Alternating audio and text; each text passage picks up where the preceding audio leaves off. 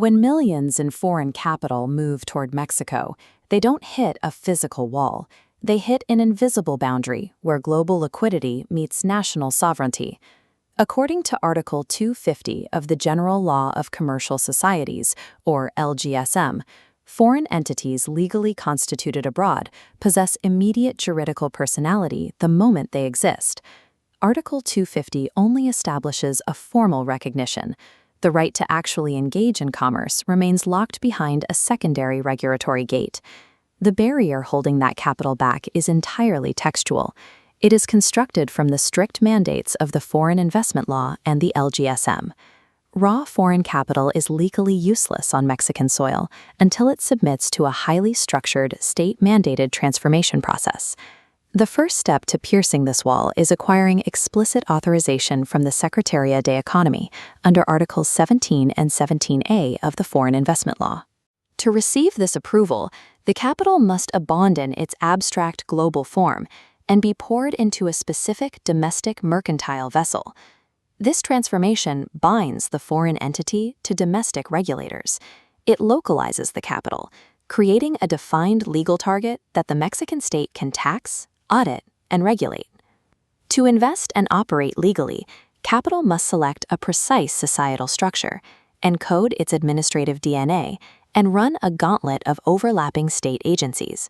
Structuring the investment this way defines the relationship between the investor and the state.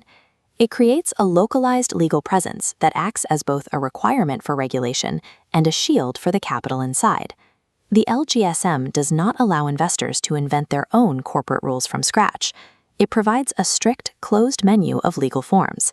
This diagram shows the 7 recognized sociedades mercantiles. These include older partnership models, the Sociedad en Nombre Colectivo and Sociedad en Comandita Simple. There is also the Comandita por Acciones, the Democratic Sociedad Cooperativa, and the fully electronic SAS. For serious foreign direct investment, the choice almost always narrows down to the final 2 heavyweights. Selecting the right chassis here permanently defines the company's limits of liability and its administrative flexibility. The Sociedad Anónima, or SA, is the standard structure for massive, scalable capital. The SAS capital is infinitely divisible into uniform acciones, used by giants like Coca-Cola FEMSA. Contrastingly, the SDRL has a strict limit. Its capital is divided into partes sociales, legally capped at exactly 50 partners. Despite that partner cap, massive foreign entities like Toyota and IKEA utilize the SDRL structure to operate in Mexico. Whether an entity requires the infinite scalability of an SA or the tightly controlled partnership limits of an SDRL, that choice dictates the internal physics of the business from day one. Once the chassis is selected, it requires a legally binding operating system. In Mexico, this is the Acta Constitutiva. Formalizing the company requires an analog anchor, specific physical documentation drafted by a mercantile law professional to anticipate and regulate every future corporate event. Signing this document locks in the rules for how the society will be administered and how internal conflicts will be resolved. The ink on these pages establishes the absolute boundaries of the company's legal existence. The most vital clause within the Acta Constitutiva is the objeto social, the social object. The standard for the objeto social is unforgiving. It must be explicitly clear, licit, concrete, and precise about exactly what the company does. Ever since the April 2021 subcontracting reform, a loosely defined object will violently collide with Mexican labor laws. You can no longer freely subcontract personnel without severe restrictions tied directly to this clause. A vague objeto social triggers an outright rejection by the Public Registry of Commerce. The company is paralyzed before operations even begin. With the corporate vessel built and its DNA encoded, the entity must plug into the Mexican state's administrative infrastructure. The first connection is acquiring tax identity.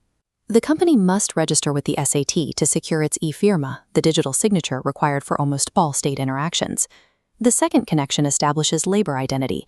The company must obtain its employer registration, the registro patronal, from the IMS to legally hire personnel. The company cannot function in isolation. It must be hardwired into these specific regulatory nodes. Lacking these specific authorizations leaves the corporate armor inert. The business cannot legally onboard a single employee or execute a single tax-compliant invoice. Depending on the exact wording of that objeto social, the company may face another layer of the gauntlet, operational licensing from agencies like COFEPRIS. For COFEPRIS, the DigiPris portal enforces an unforgiving digital reality. The session times out in exactly 45 minutes. If you fail to save your progress constantly, the system purges your data and you start from zero. Before that clock runs out, you must input your precise SAN economic activity code, your RFC, and the exact physical location of the establishment. Surviving this digital gauntlet triggers a real-world consequence. It activates a physical inspection of your premises within 5 days. In the Mexican regulatory landscape, a minor digital administrative error results in massive physical delays to actual operations. Navigating this gauntlet is not a one-time event. It initiates a perpetual cycle of state compliance. Article 251 of the LGSM outlines a specific, ongoing burden placed directly on foreign societies operating in the Republic. Foreign entities must mandatorily publish an annual balance sheet of their business. This chart shows the required process. This cannot be just an internal financial document. It must be explicitly audited and visaed by a certified public accountant. Once verified, the document must be continuously uploaded into the electronic system established by the Secretaría de Economía.